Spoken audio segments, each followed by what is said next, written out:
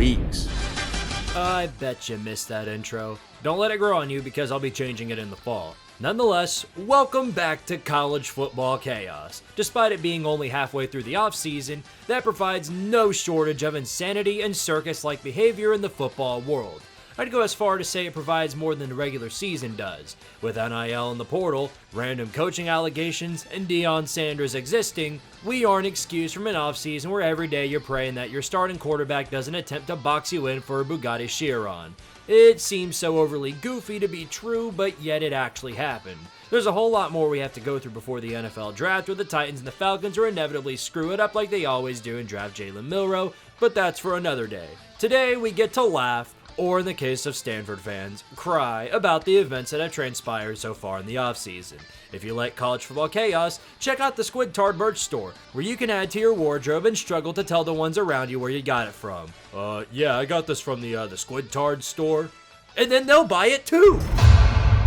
I thought this saga couldn't reach a deeper level of tomfoolery than it already has, but I found myself quickly bamboozled. You know most of the tale. Nico asks for more money, the UT administration tells him to put the football in the bag, he ghosts everyone, and then only after making himself the central focus of the nation, hits the transfer portal. As more details surface about what he wanted, it was like a game of Tetris where every block is a new stack of stupid. Not only did he want a $2 million raise, but he wanted a brand new Bugatti Chiron as some 2 for $5 deal, or in this case, $4.5 million. On top of the raise he was getting. Half the guys in the NFL aren't making that kind of green, so how is it that 100 passing yards a game is yapping for that type of cash? Well, he wasn't yapping for too long because the U-Haul came to town. Thankfully, it's no longer our problem. Attempting to coerce a major southeastern school for millions of dollars, all for the result of playing in the Guangdong Tigers for a bag of chips, would have been a fitting ending to the story. However, it looks like someone was dumb enough to go through with picking up the tumor. And yes, it's back at their home turf. The Bruins decided that 5-7 was too much for them to take and insisted 4-8 was better for this time. Ironically, the diva at least knew he messed up because instead of making multi-millions with no state income tax, he'll be lucky to get $1 million total. It's far more than he's earned. Throughout this endeavor, he's digging the hole deeper by yapping on Instagram like he's a scorned high school ex-girlfriend. A lot of this is due to the fact that his dad is as good of an agent to him as Internet Explorer is good at loading mods. Fatal error. This dude basically sold out his son for the bag. Or, excuse me, sold out his sons. Looky there, Arkansas. It's your worst enemy once again. The Arkansas Razorbacks. Even if it wasn't your fault he transferred, you're the one who recruited him. All for the purpose of doing the grand art of nothing. This was such an act of betrayal, the Razorbacks want to sue him for it. But if the Bruins thought one cancer was bad enough, it's terminal now. The Iamaleava family is now your liability. It adds even more layers to the turd onion that he's already left you once before, and guess what? He's back again. I'll bet all my drywall in the house that he'll go another year without taking a snap and then bail for a Mountain West school. The Bruin administration has the loyalty of a cuck chair. You don't even get the benefit of a terrible Pac-12 schedule because many forget that UCLA is a member of the Big Ten now. I'm sure that won't result in Nico having to face his demons from the past.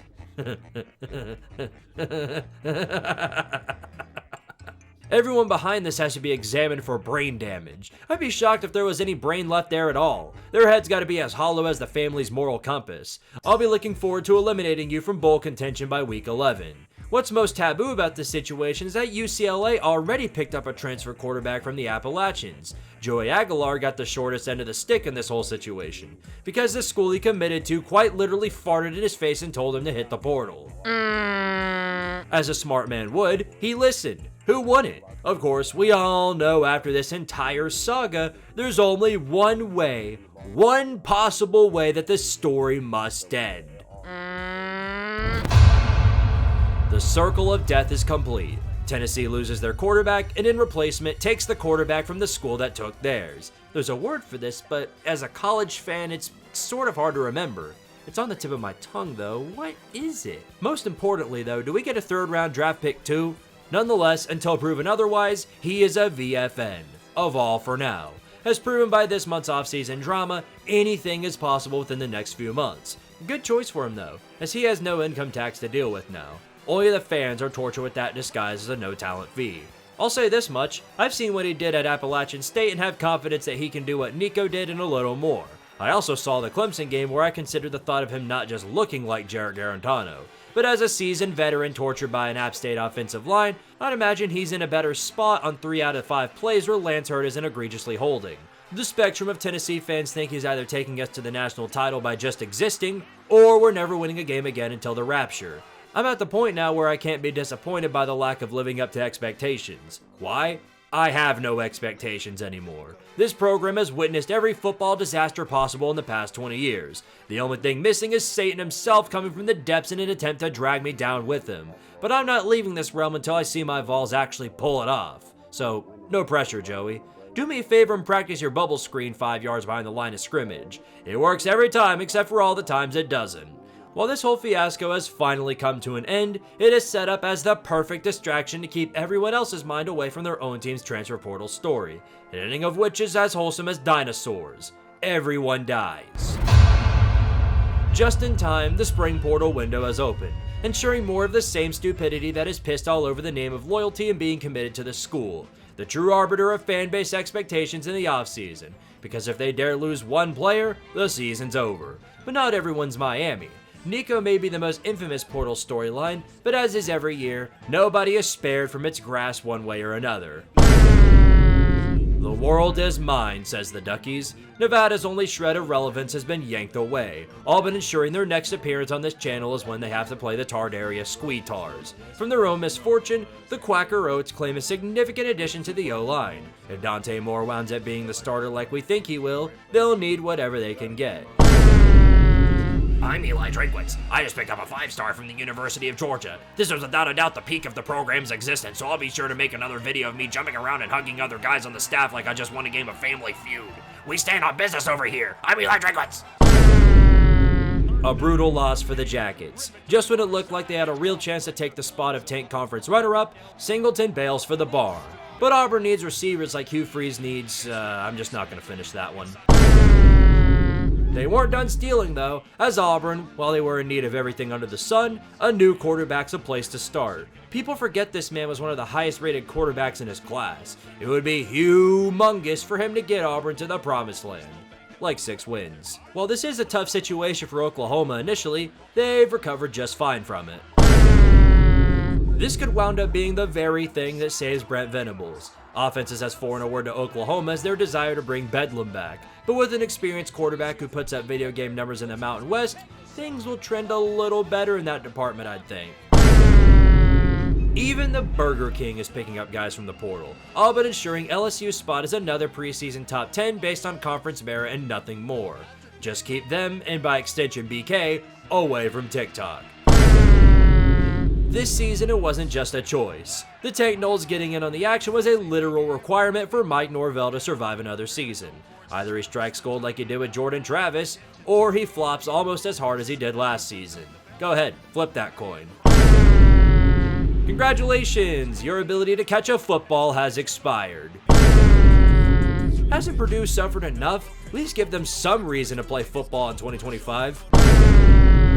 The Kiffin effect has made a tremendous impact on today's portal. It was like this last season too when they lost to Kentucky. That helps your case, but we need to see this class in action for sure. You've got no choice but to coach them that way because you lost your trump card, which we'll touch on later. What? What do you mean? Oh, okay. It's that one. Thank the Lord, I almost drank every Seagram in the house. How nice of you to contribute to Michigan by letting them beat you twice in 1 year and then giving them 2 of your biggest contributors from last season. Have you considered their strength of schedule though? Yes, I will continue to gain more and more mileage out of that broken record. Craver joins the Aggies, just as they crave 8-4. It's felt like 9 years since you last took a snap. It might be longer than that before you actually do. Football purgatory. You again? If you need to go to 5 different schools just to push for a chance in the pros, perhaps your only commitment should go to LinkedIn. You have to commend Shane Beamer's ability to get guys on the defense and still keep Dylan Stewart from jumping ship. It only cost him a small loan of $1 million. Wrong move, pal. You won't be Etong anything there. And they want to dog on us for the Nico money. They're paying the red carpet for this man.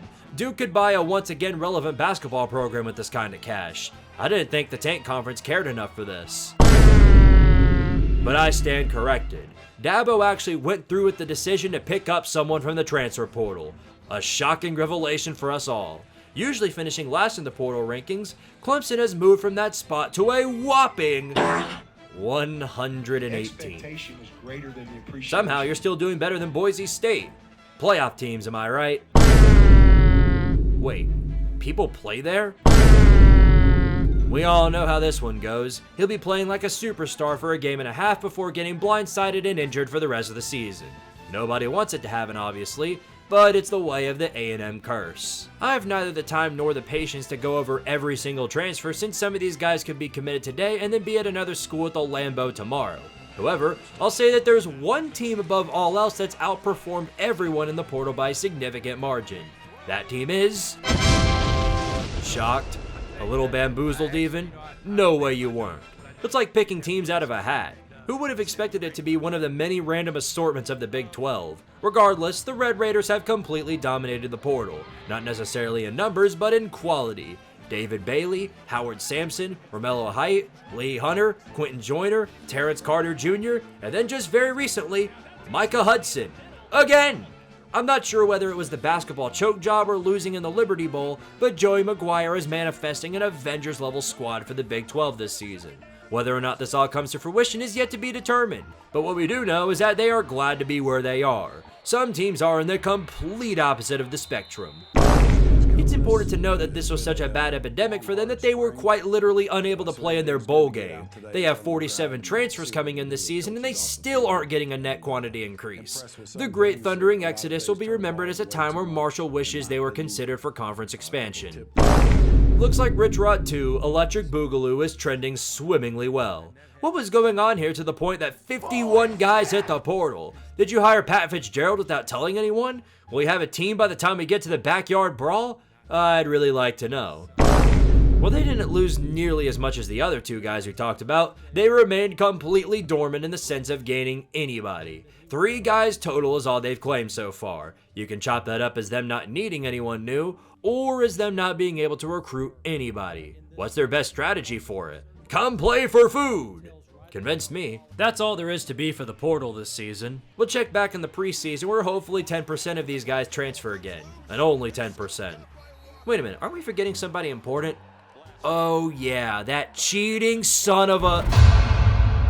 Carson Beck. His episode is nearly as bad as Nico's has been. Plays for Georgia for 2 seasons to the point the fans wish they had Stetson Bennett back. He declares for the draft only to figure out nobody in the NFL was searching for a Carson Beck, including the New York Jets. So he and his overpriced Lambo went down to Coral Gables because it's time for Miami to underperform again. To add insult to Cam Rising, they made sure to pay $4.5 million for him. Was Cam Ward even making that much? Holy hell, it's like Nico wasn't a problem himself, but more the product of the system. While NIL doesn't create the ego, it certainly inflates the hell out of it. It also tricks unsuspecting programs into believing these players are worthy of the truckload they're receiving. More often, they aren't even worth an Xbox. This was reinforced by the first and only time that wrestling was relevant in one of my videos, but not for the reason you think.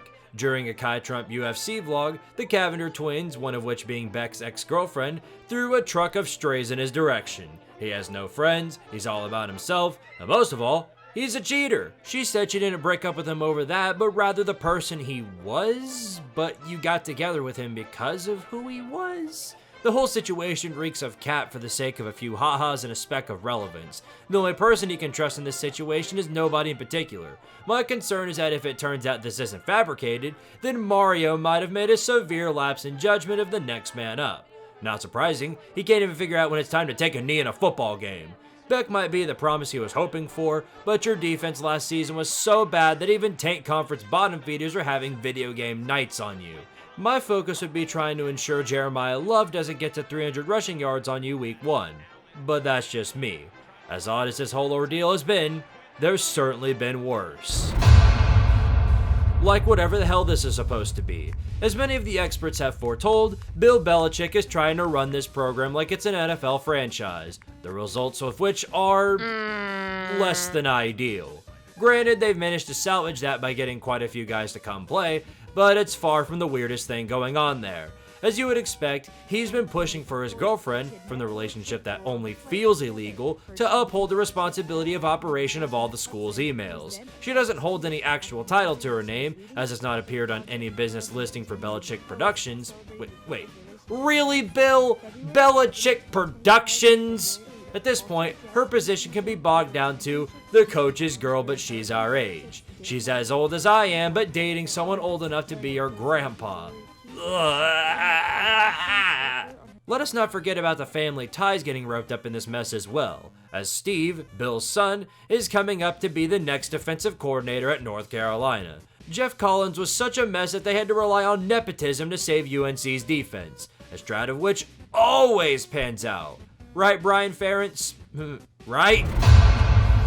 As the years continue, the drive for hosting traditional college football spring games is becoming less and less apparent. Some schools did them full time, some mixed them in with scrimmages, and some didn't even bother doing it at all, such as Nebraska, who was scared of tampering from other teams, as well as the teams themselves. Illinois and Missouri were undergoing stadium construction, or the new word, Vanderbilt. Oklahoma and LSU hosted this weird type of combine thing instead of the traditional game. NC State didn't even bother trying, and Florida State has no fans willing to engage with them at this current moment. The most disrespectful of these cancellations is USC, where Lincoln Riley outright said that he couldn't give two asses, much less one, about the fans. Lord knows when he and the administration needs a McDonald's McGriddle that they'll be the first ones on Twitter begging you for your paycheck. There were only a handful of teams who even had theirs televised, including Ohio State, who had the first ever nationally televised spring game. Goes to show how deprived we are of football for having to watch Julian Sayin overthrow 10 times a drive to satisfy us. What's so odd about that, though, is that most of these games still had TV timeouts, despite not actually being on TV. I can confirm that since I was at the Tennessee spring game and they were doing that there. It's like playing the Burger King commercial in the middle of a Hatsune Miku concert. Why is it even there? You know, it's a weird set of circumstances. One of the only rational minds about all of this is Dion himself, the all about me man, who proposed an actual game in the spring with his squad versus Fran Browns. But the NCAA hates fun and is run by a bunch of Scrooge McDucks, so they vetoed that idea instantly. Hope you had fun agreeing with Dion on something, because that's about to change really fast. Since he can't leave Colorado yet because he's got no idea where Shedor's gonna go in the NFL, what he did here was the next best thing for him. Retiring the number of Travis Hunter is debatable at least, but it makes sense. He was a one-of-a-kind athlete with the remarkable ability to play two positions at once at a pretty damn good level. He got Colorado a few wins, and more importantly, some hardware to go along with it. If this were the end of the story, nobody would bat an eye because he earned that spot. But to the surprise of nobody, nepotism stepped in. Nepotism as strong as LSU's 2019 roster. This was probably written in the contract regardless of whatever he did at Colorado. Shedeur isn't a bad player, he's a pretty good quarterback. About as good as Quinn Ewers, but you don't hear Texas fans calling for his jersey number to be retired because of that. Same goes for Sam Levitt or Jalen Milroe. And unlike any of those guys, the only hardware he actually got was participation trophies from his conference. No bowl wins, no conference titles, and until next fall, not a single NFL snap. The only way you can make this make sense is when you consider what Shedeur's last name is. But he put Colorado on the map. A map made out of paper with half of Antarctica missing. He didn't break any major records other than the amount of snaps taken, which directly contributed to Colorado having one of the worst run games in the universe. It wasn't even 10 years ago that Colorado had 10-win seasons, so don't use that as an excuse for this. And what's so obnoxious about all of this is that if we share one shred of criticism about it, Dion instantly goes full-on victim mentality and says it's only because we don't like him. Lol. Lamau even. If we can all mutually agree that this was a call from Daddy and not anything else, we can go ahead and move on. As bad as that coaching maneuver was, at least you're still there. Some programs aren't so fortunate. Ah, yes, the coaching changes. There's a few to unfold somehow in the spring, but we'll go ahead and list the important ones who are skedaddling to another destination. This was to be expected. I'm honestly surprised he lasted as long as he did. The Walt Harris days of the Cardinal were in full view. The only thing left to tip the scales was allegations of misconduct and bullying against the people around you. With the hiring of Andrew Luck as the general manager, it was only a matter of time before he took matters into his own hands and sent you to the Shadow Realm. Oh my God! They killed Kenny! Never in my life would I have thought I'd see the day a coach gets fired for a bad credit score. But let's be honest, that's obviously not the only reason he got canned. He's a jack of no trades. The man has only experienced one day of winning at this program. If he wasn't spearheading one of the worst runs of any FBS team we've seen to date, something tells me they would have brushed off his $23,000 of unpaid credit. Maybe though, just maybe. I'd feel really bad if I was Central Connecticut State University right now. That was their one and only golden flash. The man to take over in the place of Kenny. As the former offensive coordinator, he's seen everything he has to. He, and by extension the fans, know that the floor of expectations is quite literally ground zero. It's a position of which I'd wish to have a sim to next season button.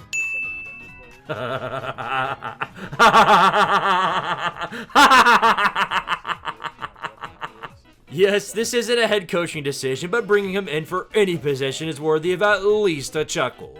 I need say no more. Jim Knowlton's reasoning for this decision goes as follows. Oh, come on! You haven't even seen Belichick in action yet, and you're hiring an NFL coach unproven at the college level again? Bold strategy, Cotton. Let's see if it pays off. Even if this is a temporary contract, it's still a huge risk all the same. We all know, though, that this won't matter soon anyway because Andrew Luck is waiting very patiently for his turn to come. And it will. It certainly will. Well, it's certainly about time, isn't it? The NCAA is actually doing something useful for once to prove that there is at least a semblance of brain matter among them. They finally cracked down on the Lane Kiffin method of bullshit. Fake injuries have been taken away.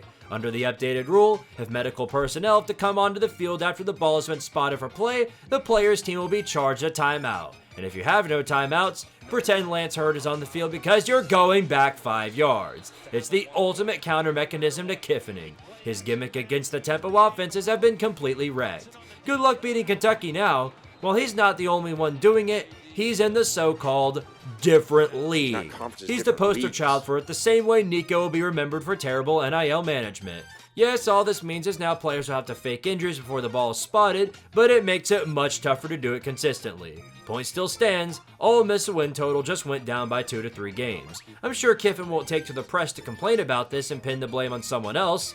There's only one thing I can think of less likely than that. Oh boy. Y'all hear that? It's exactly what you think it is. It's not a college football offseason without one or more representatives of the Georgia Bulldogs football team getting arrested for something, ain't it? This time that honor goes to Mr. Nitro Tuggle. Namesake being a dead giveaway aside, this now makes it at least 25, yes, 25 UGA players that have faced arrests related to speeding, DUI, or reckless driving since January of 2023. Is there something about the roads in Athens that makes it this way? Speed limits are a limit, not a suggestion. Is the driver's ed down there just a kiosk with Mario Kart Double Dash on it? All these players are driving like there's a blue shell after them. Each and every story I hear is dumber than the last. One was so drunk he enters the wrong home, one was driving down the wrong side of the road, one thought that this was efficient parking. Efficient for a DUI speed run maybe. Thankfully, Kirby Smart has started to crack down on this predicament, permanently suspending players that are caught in this action. Both of the newest incidents got Sparta kicked into the transfer portal. After an incident like these, it pretty much put wraps on their career as players. Yeah, just kidding. Leave it to the Soiler makers to grab for scraps wherever they can. Speaking of recruiting, let's dive into that. We're still a long ways from signing day. There's an entire season of football to play before we really know how these recruiting classes shake out. Honestly, you'd have better luck predicting the stock market. It's far more stable. As for us, me exclusively, all our hopes and prayers lie towards Faison Brandon, the #1 recruit in the 2026 class. I don't know what kind of budget it took to get him to commit, but I do know this. If we get Nico'd again, it might just be the thing that finishes me off. And let's be real, nobody wants another Nico scenario, especially not programs like Houston or Maryland. These teams have the net worth of a head of lettuce but somehow landed one of the top recruits in the country. They're the very definition of make or break. These kids are the thin line between a coaching extension and the get out sound effect. Now they just have to hold on to them while likely missing bowl season. Easy stuff, like juggling underwater. Here are the other teams currently leading in the recruiting race. Surprisingly leading the race by a wide margin are the condoms. While it's unlikely to hold, their dominance so far is undeniable, racking up 9 3-stars and 12 4-stars, all led by 5-star athletic freak and linebacker Xavier Griffin. He's poised to be a force whilst watching dual-threat quarterbacks torch yet another Lincoln Riley secondary for 400 yards. Nope, seen this story before. Yes, this is football. Let them believe in it for a while. I'm not saying another word about y'all until I see year 1 of this era. Somewhere in there is another Drew Alar, Sean Clifford. James Franklin is the best at Where's Waldo. The latest batch of Sons of Michigan. Yeah, 42-17, we know. The transfer portal rankings explain all. And just for good measure, here's your worst performers. They already know it's getting ready to happen to Mark Stupid. I'm sure you got an extra $4.5 million somewhere around here. That's how much it took Duke to steal your season. As worthy of a banner as Shador's jersey retirement. All this to be said, we still have ways to go until we get to finalizing these rosters. And until the NCAA gets their fist firmly out of their sphincter, this'll all change anyway due to the portal. If I'm USC, I'm screenshotting this right now while you still have bragging rights.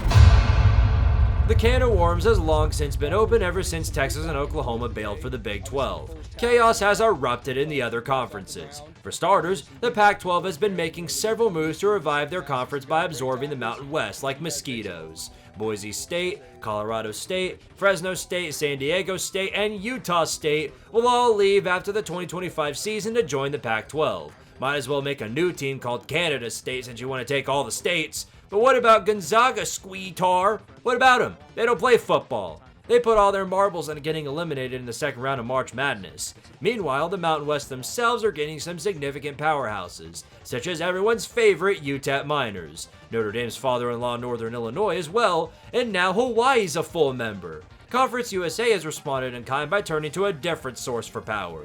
Delaware and Missouri State have been summoned from the FCS Aether to join them. One will win the conference this season and the other won't win a game. That's just how it's gonna go. After losing NIU, the MAC responded by bringing in UMass from the Notre Dame Conference. Speaking of which, Notre Dame is still too scared to join a conference. I went to the sink and turned it on, and yep, the water's still wet. Lastly, this has yet to be confirmed, but the grapevine is reporting Utah's departure from the Big 12 to go up north where USC and UCLA reside. Why? For a few extra tiddlywinks, of course. While these expansions and moves will be tough to get used to, it'll provide some more action to watch at 2 a.m. where Colorado State and Oregon State will be in 7th overtime. EA College Football 26 is not much further away, and they plan to install many changes that'll upgrade the game everyone has crashed out on. For one, Metallica will be added into the game's stadium sound effects, so be prepared to turn that off for streaming's sake, or your channel will be executed faster than Kyle McCord versus Pittsburgh. There'll be new stadium effects, new commentator and commentator monologues about your 7th interception, and yes, even message boards! Which means for every time you don't score 70 on San Diego State, you're gonna get a whole lot of "Far. The road to excitement continues for another thing that'll help us get through the rest of the offseason. And with that, there's nothing left to cover. We've covered everything in the spring. There's nothing else that I can think of to talk about. Not so fast, midget! Not so fast! We all knew this day would come.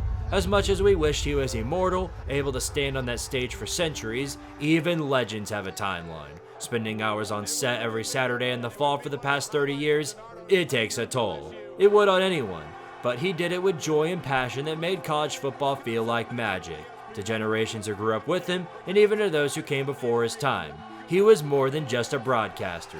He almost felt like the soul of the sport in a way. There's a kind of magic he brought that no one else can replicate. But I only hope that all the headgear he's donned over the years will get a well-earned retirement too. For a man who might actually be older than Lou Holtz, hard to say at this point, you did a damn good job. Enjoy the vacation, Lee. You earned every second of it.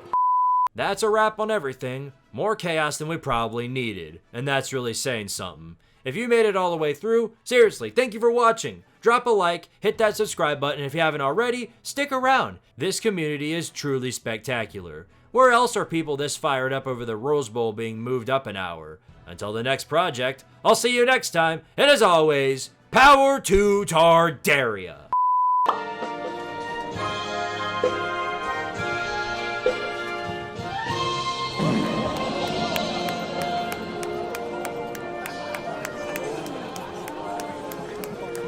got barbecue back there?